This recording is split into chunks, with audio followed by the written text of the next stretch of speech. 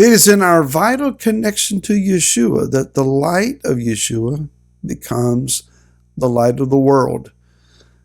Hi, this is Barry Phillips with 10-Minute Torah, day number 5, the Torah portion, Trumah.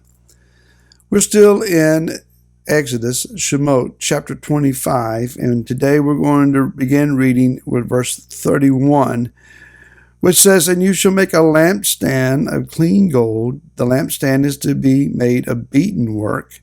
Its base and its shaft, its cups, and its ornamental knobs and blossoms are from it.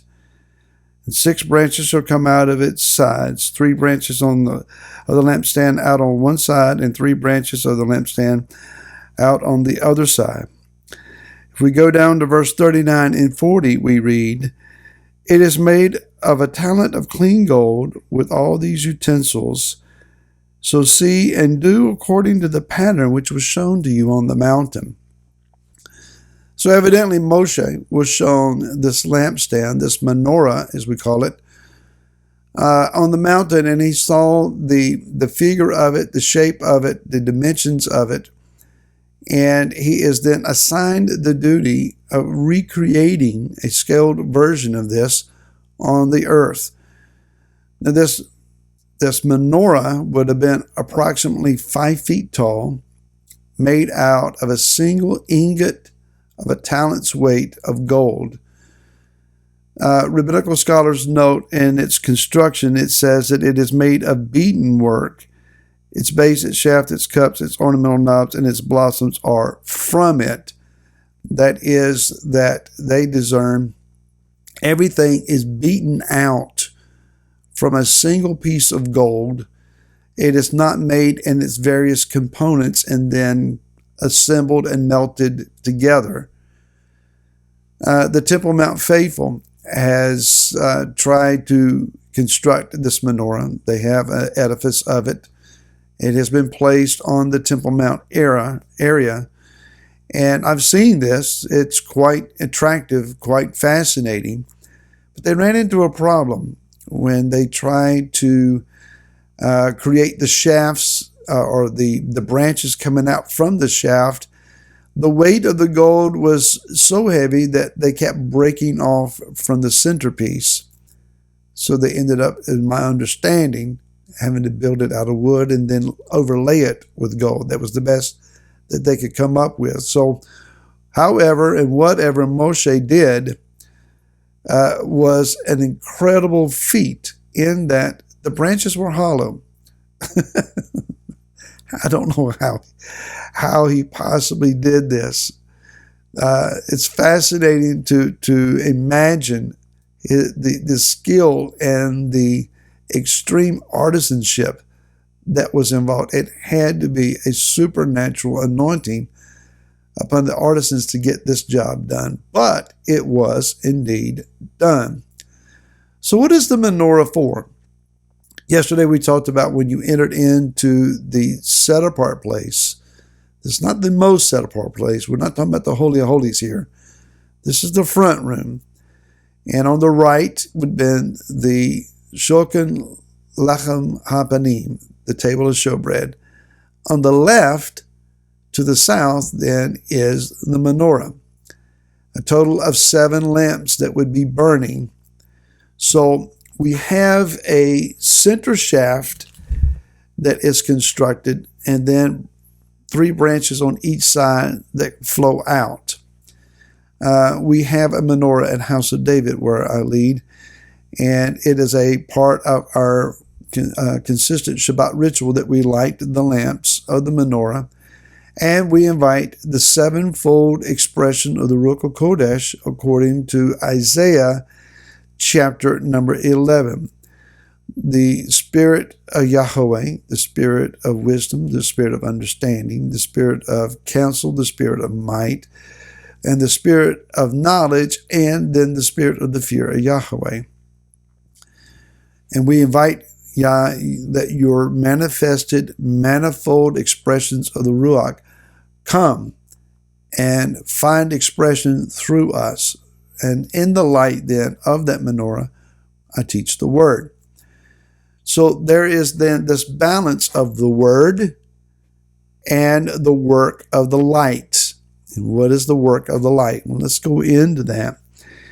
In the book of Yochanan, John chapter number 1, it says concerning Yeshua in verse 4, in him was life, and the life was the light of men.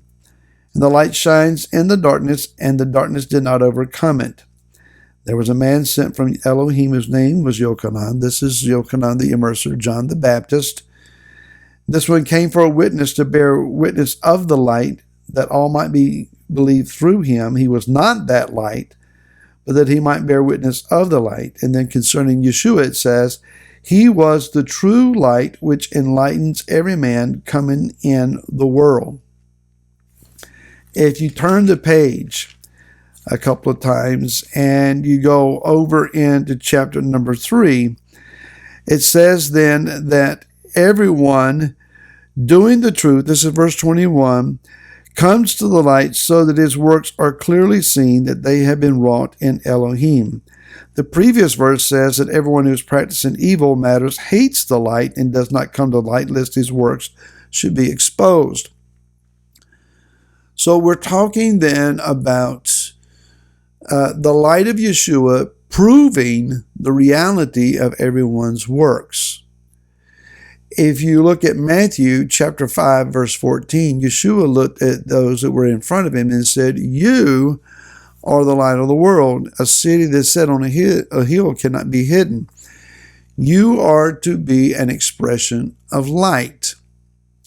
Continuing then, excuse me, in the book of Yochanan, chapter number 8, verse 12 says, therefore Yeshua spoke to them again, saying, I am the light of the world.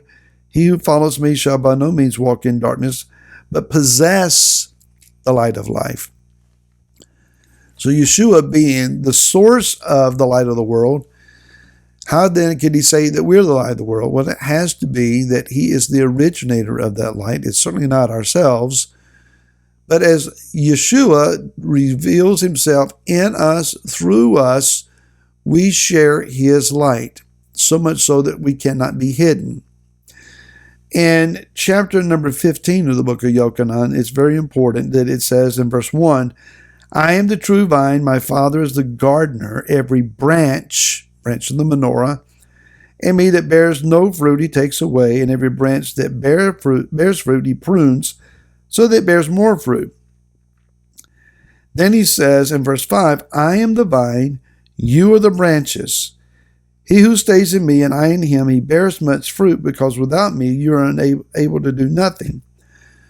So Yeshua here is alluding to himself that he is in fact the menorah. He is the shamash. He is that center branch, that center shaft from which all of the other branches are attached. We are those branches. Our ability to have light is through our attachment to him.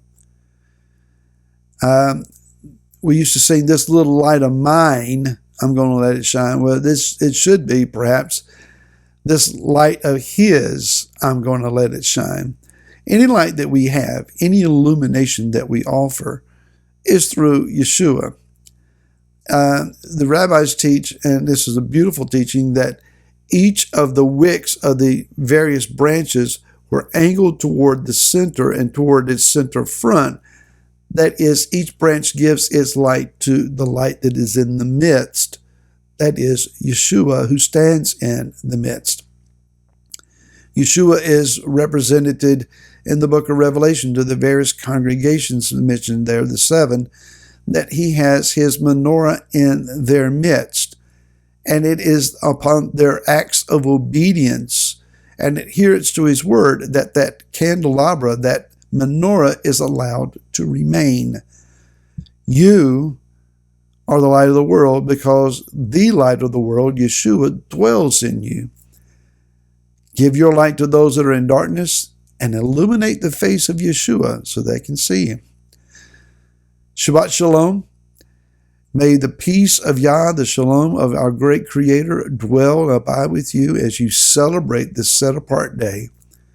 May Yah give you rest, refreshing, renewal, and revelation in him to you and all who are with you. Until next week, Shabbat Shalom.